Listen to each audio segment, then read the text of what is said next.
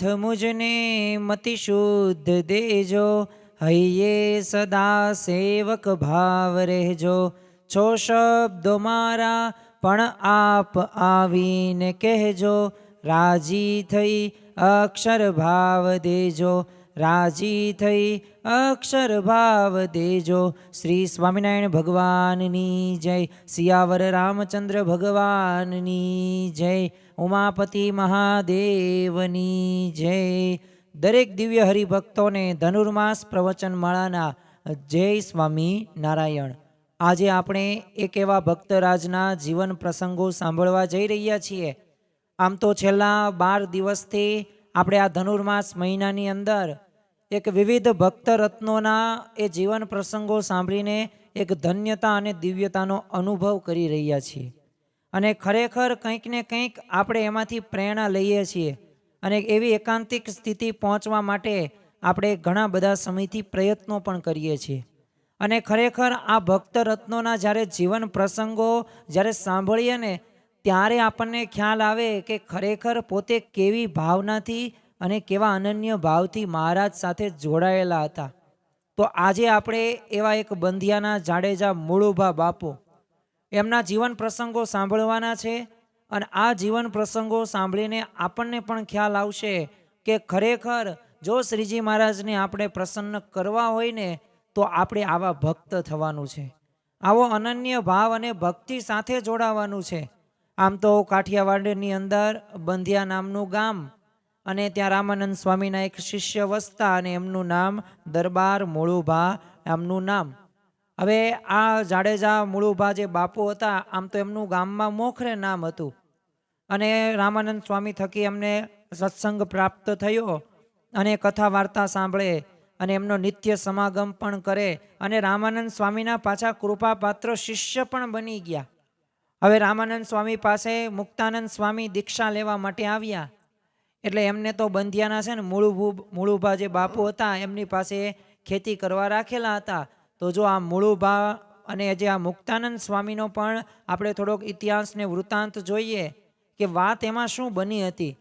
તો સદગુરુ મુક્તાનંદ સ્વામી એટલે કે મુકુંદાસ એમનું નામ પડ્યું હતું, પરંતુ આ મુકુંદાસ નામના એક મુમુક્ષુ પોતે એમના જીવનની અંદર ખપ અને મુમુક્ષુતા આપણને જોવા મળે છે અને પોતે એક યુવાન વય અને આમ તો હજુ જ લમણા લગ્ન થયા હોય ને અને આમ અંતરની અંદર આમ સંસાર પ્રત્યે આ મુકુંદાસને એટલે કે સદગુરુ મુક્તાનંદ સ્વામીને તીવ્ર વૈરાગ્ય ઉદ્ભવ્યો હતો અને એમને નક્કી કરીને રાખેલું હતું કે મારે બ્રહ્મચર્યનું પાલન કરવું છે અને અંતરની ઝંખના એવી રીતે એમને સતત વહેતા કરતી હતી એટલે એ પોતે બધી જગ્યાએ ફરે અને આમ યુવાન જ્યાં જ્યાં ગયો ને ત્યાં બ્રહ્મચર્યના જે એ પાલન કળીકાળની અંદર દુષ્કળ છે ને આવું જ એને સાંભળવા મળ્યું અને એકય જગ્યાએ પોતે સ્થિર થઈને ન રહ્યા કારણ કે દરેક જગ્યાએ એ બ્રહ્મચર્યનું પાલન કરનાર કોઈ હતું જ નહીં અને છેવટે આ મુકુંદાસ એટલે કે સદગુરુ મુક્તાનંદ સ્વામી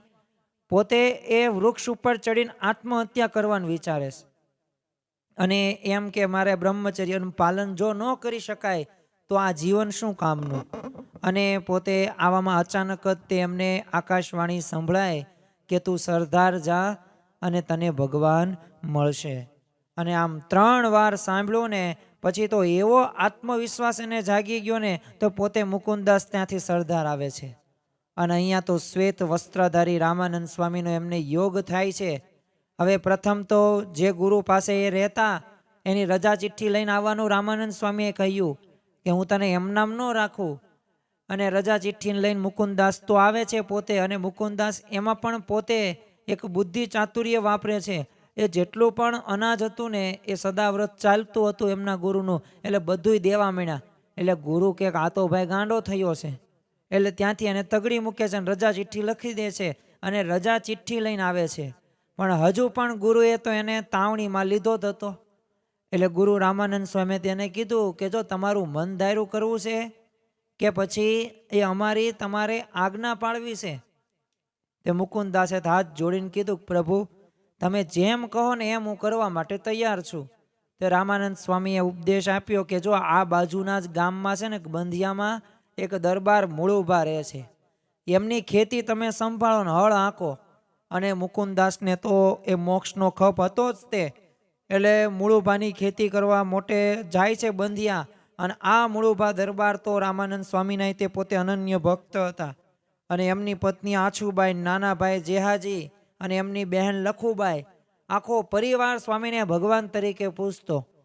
એટલે મૂળાભાઈએ તો સંસાર વ્યવહારમાં ખેતી કરીને બધું ગુરુને હવાલે મૂકી દીધેલું હતું. એટલે દિવસનો ચોથો ભાગ તો છે ને પોતે કૃષ્ણ ભગવાનમાં જ તે પોતે વિતાવે. અને એમને ઘરને જ મંદિર બનાવી દીધું હતું. એટલે એમને ત્યાં આવતા અતિથિઓ, અન્ય સંબંધીઓ પણ છે ને આ મૂળુભાની ભક્તિની ઘણા બધી વખત વખાણ પણ કરતા હતા. જો આપણા જીવનનો આ જ એક લક્ષ્ય હોવો જોઈએ કે આપણે ભગવાનની પ્રાપ્તિ કરવી છે, આપણે ભગવાનના ધામની અંદર જવું છે. અને એ જ્યારે સંકલ્પ આવી જાય ને ત્યારે આપોઆપ ભક્તિ રહીને એ વિશેષ કરીને થતી જોવા મળે છે. હવે આ મુકુંદાસે તો મૂળુભાઈનું હળ હાંકવાનું શરૂ કર્યું. અને એમને તો આ સંસાર વ્યવહારની બધી પ્રવૃત્તિની અંદર મન તો કાંઈ હતું નહીં. એટલે કેટલીક વાર તો ખેતી કામ પણ છે ને રજળી પડતું. એટલે પોતાની તપસ્વી જીવન હોય એટલે ક્યારેક બપોરનું ભાથું એમને એમ પડ્યું રહે. તો મૂળુભાઈએ તો રામાનંદ સ્વામીને કહ્યું કે તમે મોકલેલ જે મુમુક્ષુ છો ને એ કોઈક દેવી આત્મા લાગે છે. કારણ કે એને પરમાત્માની લેહ લાગી છે. એને તો આપની પાસે રાખો, નહીં તો એનું ને મારું બંનેનું બગડશે. અને પછી રામાનંદ સ્વામીએ એ મુકુંદાસને દીક્ષા આપી અને મુક્તાનંદ સ્વામી એમને નામ ધારણ કર્યું. પણ જો એમના જીવનની અંદર ખપ અને મુમુક્ષુતા હતી. પણ જો મુક્તાનંદ સ્વામીએ એ શ્રીજી મહારાજ પાસે મૂળુભાની ભક્તિના કેટલા વખાણ કર્યા. તો જેમને ભગવાન કે ભગવાનના સંતની પ્રાપ્તિ થઈ હોય ને એને પ્રાપ્તિના ખરા અર્થની અંદર એ આત્મામાં એ અમલ એ ચડી જ ગયો હોય. અને એનું દ્રષ્ટાંત આ મૂળુભા હતા. એ સત્સંગનો એક આદર્શ છે. આમ તો બંધિયામાં અન્ય ભક્તો પણ પોતે તખોજીન, સુરોજીન, વણિક ભક્તો ડોસાભાઈ, ભૂરા શેઠ ને હંસરાજભાઈ અને સ્ત્રી ભક્તો પણ હતા, આછુબા, લખુબા. હવે રામાનંદ સ્વામીમાં તો પોતે જોડાયેલા હતા. એટલે શ્રીજી મહારાજમાં પણ જોડાઈ ગયા. અને શ્રીજી મહારાજ પણ એમના ભાવને વશ થઈને એ બંધ્યા પછી તો અવારનવાર પધારતા અને પોતાનું મૂર્તિનું પણ સુખ આપતા હતા. 1860માં એકવાર છે ને શ્રીજી મહારાજ પોતે મેઘ પર પધારે છે. હવે ત્યાં તો લાટકીબાઈ ભાટને ત્યાં ઉતર્યા. એટલે સાથે મૂળુભા પણ હતા. એટલે એ વખતે છે ને દ્વેષને કારણે હવે બ્રાહ્મણોએ છે ને બીજે ગામથી એ 50 સંધિઓ બધાએ બોલાવ્યા હતા. અને શ્રીજી મહારાજને તો જીવતા પકડી લેવા બધાએ પેતરા બધાએ રચ્યા થાય એવું ષડયંત્ર રચવામાં આવેલું. પણ બીજા જ દિવસે છે ને વહેલી સવારે હવે શ્રીજી મહારાજ તો અંતર્યામી પણ બધુંય જાણે. એટલે શ્રીજી મહારાજે તો આ મૂળુભા અન્ય બધા પાળાઓને કહી રાખેલું કે તમે ઝટ ઊભા જમી લેજો. જો હાલ ને હાલ આપણે છે ને ચાલી જવાનું છે, અહીંયા આપણે રોકાવાનું નથી. અને બધાએ તૈયાર થઈ ગયા અને શ્રીજી મહારાજ ચાલ્યા. હવે સંધિઓ તો પાછળ પડ્યા. એટલે શ્રીજી મહારાજે મૂળુભાને કીધું કે બાપુ તમે એક હાંકલ મારો. અને મૂળુભાઈએ આજ્ઞા પાળી અને એક હાંકલ મારીને એટલે બધાએ સંધિઓ હતા ને એના નાડી પ્રાણ તણાઈ ગયા. અને બધાએ મુવા જેવા થઈ ગયા અને ઊંધા પડી ગયા ને મોઢામાં ધૂળ ભરાઈ ગઈ. અને શ્રીજી મહારાજે એક પાળાને ઈશારો કરીને કીધું કે આ બધાની બંદૂકોની છે ને જામગીરીઓ ઓલવી નાખો. અને જામગીરીઓ ઓલવાઈને પછી તો શ્રીજી મહારાજે મૂળુભાન બધી મંડળી સાથે સૂતેલા સંધિઓની વચ્ચે થઈને ચાલ્યા.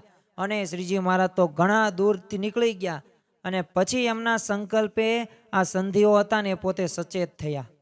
અને આજુબાજુ તપાસ કરીને તો બધું વ્યર્થમાં પાણીમાં ગયું. કારણ કે કોઈ હતું જ નહીં.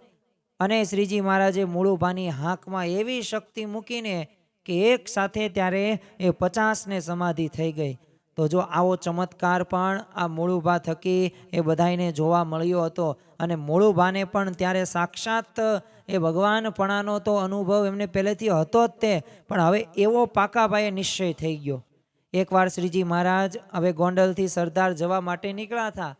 એટલે બંધિયાના દરબાર છે ને મૂળુભા બાપુને એમ હતું કે શ્રીજી મહારાજ બંધિયા પધારશે.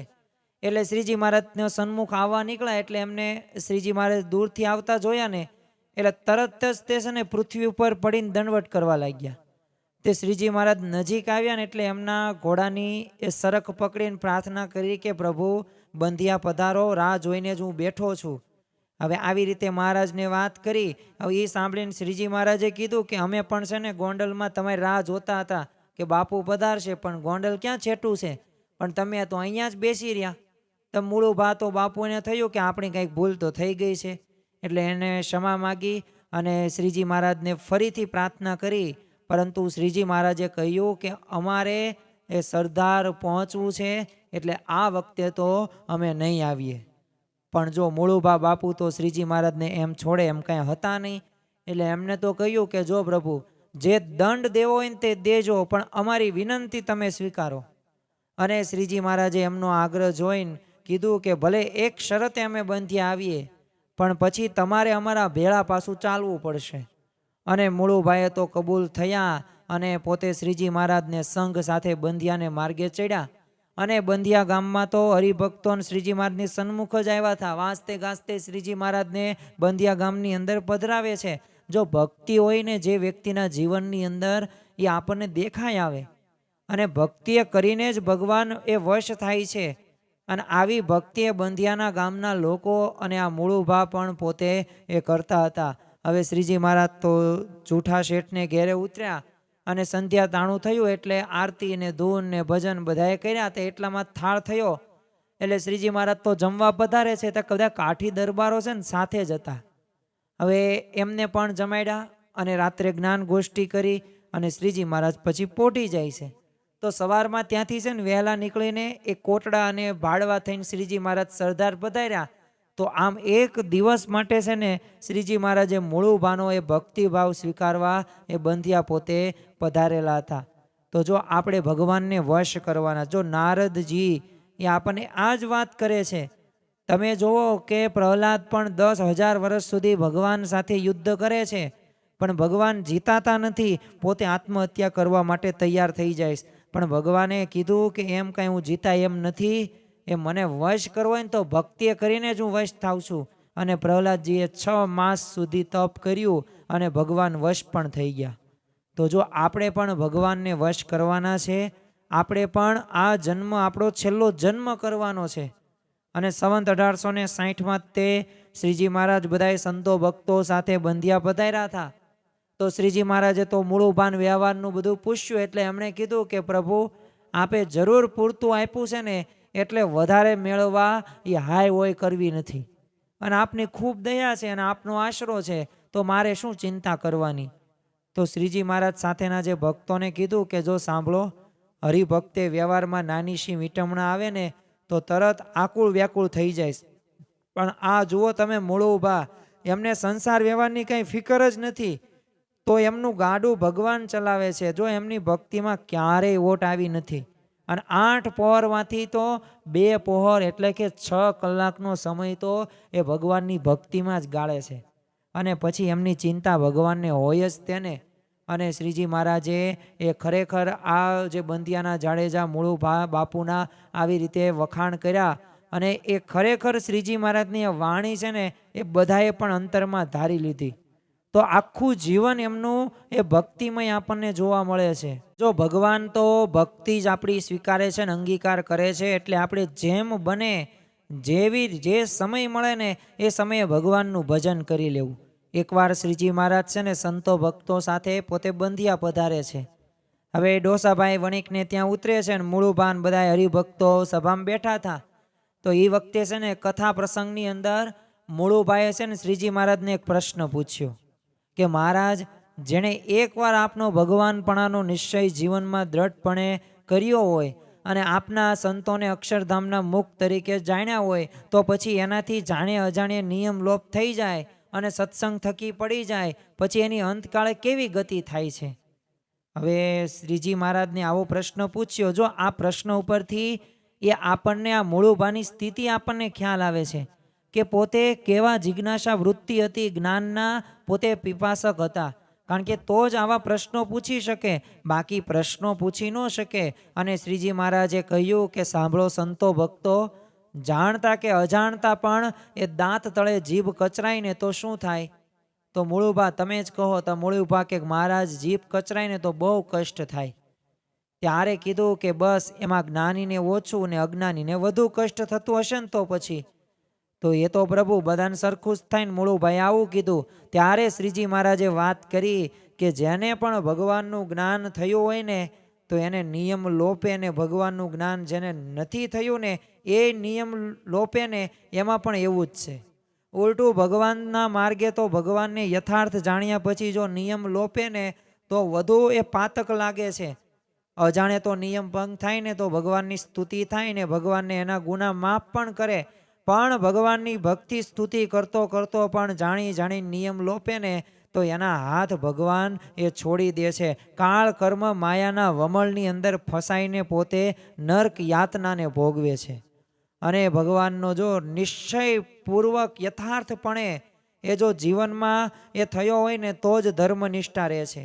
અને જેને ભગવાનની ઓળખાણ નથી થઈ તો જો દેવી હોય ને તો એની ઉપર પણ ભગવાન કૃપા કરે અને વાસનાના બળ સામે નમતું ન મૂકે, લડાઈ લેતો રહે અને કદાચ હારે તોય પાછો પગ ન ભરે તો પણ ભગવાન એના ઉપર રાજી થાય છે અને એને મદદ કરે છે. અને એનું 1, 2 કે 5 જન્મે પણ કોઈ કાળે એ કલ્યાણ તો જરૂર થશે જ તે, પણ આ જ દેહે એ વાસના રહિત થાય ને તે સુખ્યો રહે છે. તો જો આમ દરબાર આ મૂળુભા ઘણીવાર શ્રીજી મહારાજ પાસે આવા હૃદયના એમના સિદ્ધાંતો અને અભિપ્રાયો પણ પોતે કહેતા કે પ્રશ્નો પૂછતા હતા. જો સ્વામિનારાયણ ભગવાને ખરેખર એક પ્રકારનું એક સમાજ સુધારકની પણ ભૂમિકા એમને ભજવેલી છે. કારણ કે જેમ આપણને રાજા રામમોહન રાય જે આપણને સમાજ સુધારક તરીકે આપણને નામ યાદ આવે અને ઘણા બધા સુધારાઓ એમને કરેલા, તો એમ શ્રીજી મહારાજ પણ પોતે એક સુધારકની ભૂમિકાની અંદર જ હતા. જો અજ્ઞાન અને અંધશ્રદ્ધા અને આર્થિક મુશ્કેલીઓ હોય ને એ બધા એ જમાનાની અંદર આ કુરિવાજીઓ ઘણા બધા પ્રચલિત હતા. એટલે શ્રીજી મહારાજે તો એની સામે લડત આદરેલી હતી. તો એવો જ તે એક આપણે નિંદનીય કુરિવાજ એટલે કે દીકરીને જન્મતા વેત જ દૂધ પીતી કરવાનો એ રિવાજ. હવે આમ તો દીકરીઓના લગ્નની અંદર પુષ્કળ ખર્ચ થતું હતું અને પાછું જમીન અને દ્રવ્ય પણ પુષ્કળ પ્રમાણમાં આપવું પડતું. એટલે દીકરીનો જન્મ થાય ને એટલે દૂધથી ભરેલા વાસણમાં છે ને ઊંધે માથે દુબાણ નાખે અને મારી નાખવાનો આવો રિવાજ હતો. એને એ રિવાજને દીકરીને દૂધ પીતી કરવી એ નામે પોતે પ્રચલિત થયો. હવે શ્રીજી મહારાજે જો પોતાના આશ્રિત બધા જ જે હરિભક્તો હતા ને આ બધા પ્રથા જે હતી ને બંધ કરાવેલી. અને ત્યારે એ સમાજ હતો ને ત્યારે ખળભળી ઉઠ્યો. તો શ્રીજી મહારાજ જ્યારે બંધિયાની અંદર પોતે વિરાજમાન હતા તો ઘણા બધા દર્શને આવેલા, તો એમાં એમના મનની અંદર ઘણા બધા પ્રશ્નો હતા. કારણ કે શ્રીજી મહારાજે જે સમાજની અંદર વહેણ વિરુદ્ધ જૈન છે ને બંધ કરાવેલ એ દૂધ પીતી રિવાજ હતો ને એની ફરિયાદ હતી. પણ શ્રીજી મહારાજને કહી ન શક્યા, પણ અંતર્યામીપણે એમના બધાય મનની મૂંઝવણ જાણી લીધી. અને શ્રીજી મહારાજે એમને ઉપદેશ દેતા કીધું કે આ દીકરીને દૂધ પીતી કરવાથી છે ને 3 પ્રકારની હત્યા કર્યાનું પાપ લાગે છે. અને એક તો પાપ તમને એ નિર્દોષ એ જે હોય ને એ કુટુંબીજનોની હત્યા કરવાનું પાપ લાગે છે.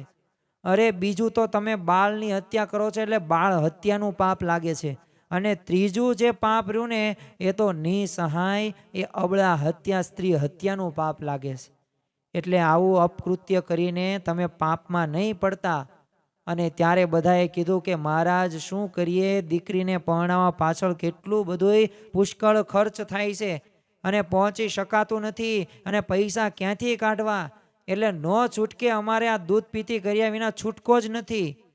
તે શ્રીજી મહારાજે કીધું પણ તમારે આ પાપ નહીં કરવાનું. તમારે લગ્ન ખર્ચનું નાણું જોઈતું હશે ને તો અમે આખા સત્સંગમાંથી ખર્ચ પૂરતું નાણું ભેગું કરીને પૂરું પાડશું, પણ કોઈ રીતે આવી બાળ હત્યા કરવી નહીં. અને શ્રીજી મહારાજના શબ્દો અને શ્રીજી મહારાજે આપેલી આ ધીરજ આગળ એ બધા ક્ષત્રિયોની કોઈ દલીલ કાંઈ ઊભી રહી નહીં. એટલે એક ક્ષત્રિય છે ને લોકલાજ આગળ ધરીને કીધું કે અમારી જાતમાં છે ને જુવાન છોકરાઓ બધા વ્યસનની દુરાચારી હોય છે. એટલે કોઈ પૈસા આપે ને તોય અમારી કન્યાઓએ જેની તેની સાથે અમે વરાવીને આબરૂનું એ લીલામ કરવા માગતા નથી.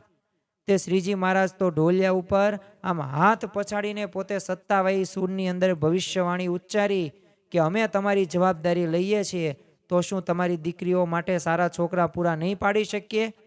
ભગવાન પર તમે ચિંતા નાખી દો તો ભગવાન તમારી સંભાળ લેશે. અને અમારી આજ્ઞા નહીં પાડો ને તો તમારે તમારી દીકરીઓને જંગલીઓને વેરેક આપવી પડશે. અને હવે એવું રાજ આવી રહ્યું છે એટલે કે અંગ્રેજોનું રાજ.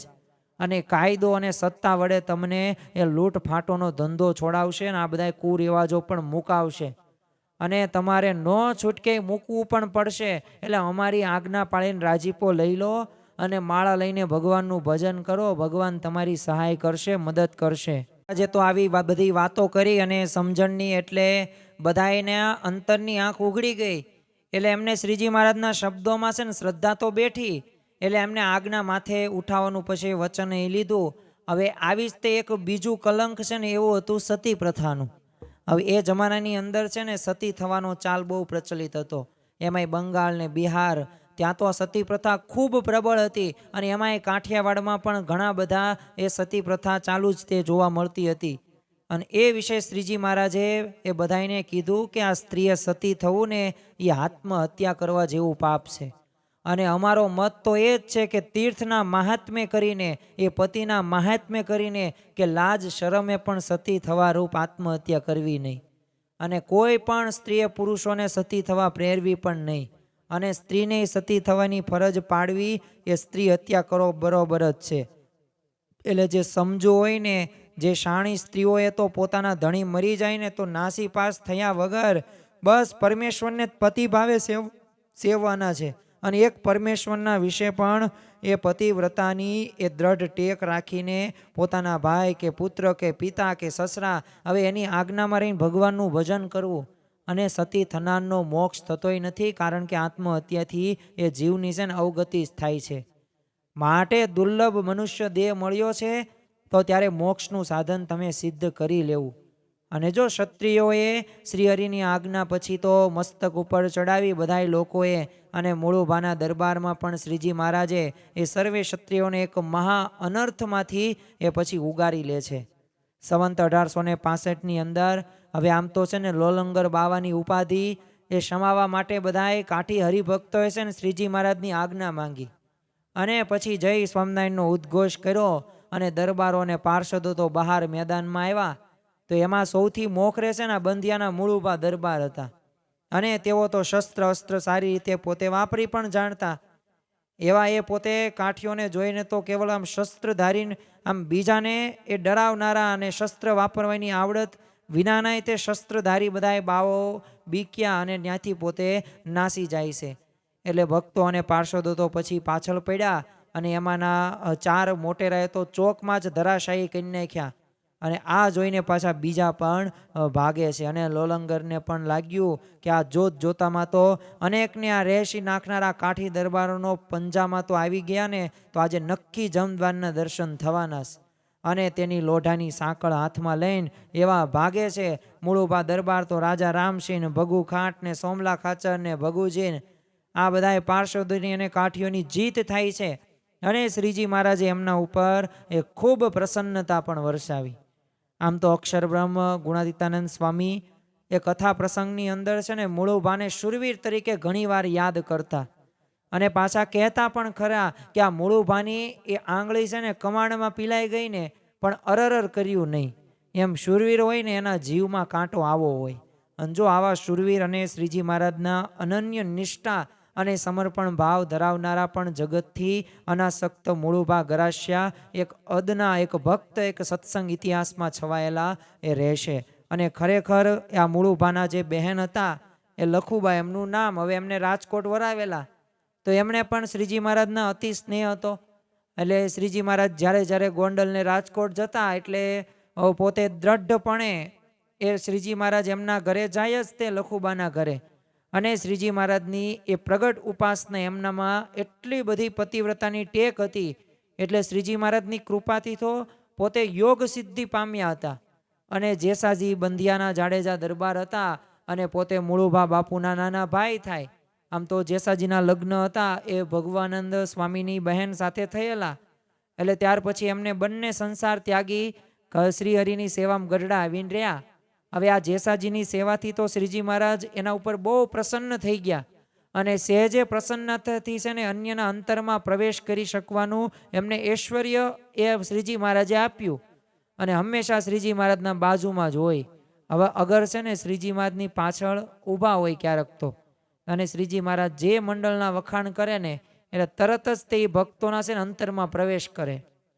અને જોઈએ ને તો કોઈને કામના હોય, કોઈને ક્રોધ હોય, કોઈને લોભ હોય, તો ઘણા બધા શુભ કે અશુભ સંકલ્પો થતા હોય. એટલે એમના અંતરમાં વિચાર કરે કે મહારાજ તો આ બધા હરિભક્તોના ખોટા વખાણ કરે છે, આ બધાના અંતર રજોગુણ ને તમોગુણ આ વ્યક્તિ મલિન થયેલા છે. તે શ્રીજી મહારાજે એમને આ રીતે ઘણી બધી વખત જાણતા હતા ને એટલે ઘણી વાર કહેતા પણ ખરા કે દરબાર આ બધા અમારે સંબંધે શુદ્ધ છે અને એમના અંતરનું જોવાથી તો ઉલટા તમે ભ્રષ્ટ થઈ જશો. પરંતુ જો એમને એમના ઐશ્વર્યની ખુમારી હતી, જો અભા અવગુણ જોવાની ટેવ હતી, અવગુણ જોવાની ટેવ હોય ને એટલે આ જ પરિસ્થિતિ એ ઉદ્ભવે છે. અને એ પોતે આ રીતે જોવાનું શરૂ જ રાખ્યું, મહારાજની આજ્ઞાનું પાલન ન કર્યું તો શ્રીજી મહારાજની સેવા કરીને એ પોતે રાજી તો કરી લીધા, પણ જો એમને અહંકાર હતો એટલે શ્રીજી મહારાજના કહેવા ઉપર બહુ કોઈ ધ્યાન આપતા નહીં, તો બીજાના દોષોનું ધ્યાન થવાથી ધીરે ધીરે એમના અંતરની અંદર પણ કામનાના વમળ ઉઠ્યા અને સંસાર કરવાના સંકલ્પો ઉઠવા લાગ્યા. અને એમને તેમના સાંખ્ય યોગી પત્ની પાસે જઈને આ પ્રસ્તાવ મૂક્યો, પરંતુ ફરી સંસાર એ માંડવામાં તેમણે પોતાની સ્પષ્ટ નારાજગી બતાવી. એટલે જેસોજીએ બંધિયા જઈને ફરી લગ્ન કર્યું અને એમને 4 પુત્રો થયા. અને પછી આ જેસાજીની અંતરદ્રષ્ટિ થાય છે કે વળી શ્રીજી મહારાજની આ છૂટા પડ્યાની બળેતરા પણ અંતરમાં રહી ગઈ છે.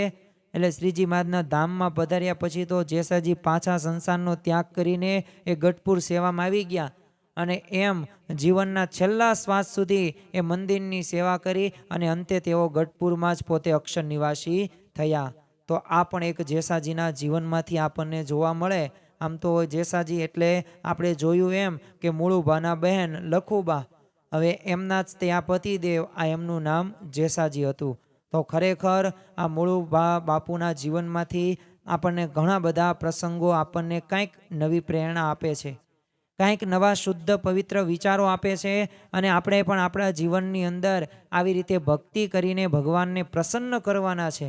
અને પ્રસન્ન થશે ને તો જ આપણે એવી એકાંતિક સ્થિતિ સુધી પહોંચી શકીશું. તો આજના દિવસે મહારાજ સ્વામીના ચરણોમાં પ્રાર્થના કરીએ કે આપણા જીવનની અંદર પણ એ આપણે નિત્ય ભગવાનનો સંતનો સમાગમ કરીને એ ભગવાનનું એ પરમ સુખને પામીને રાજી કરી શકીએ, એ જ આજના દિવસે પ્રાર્થના. શ્રી સ્વામિનારાયણ ભગવાનની જય.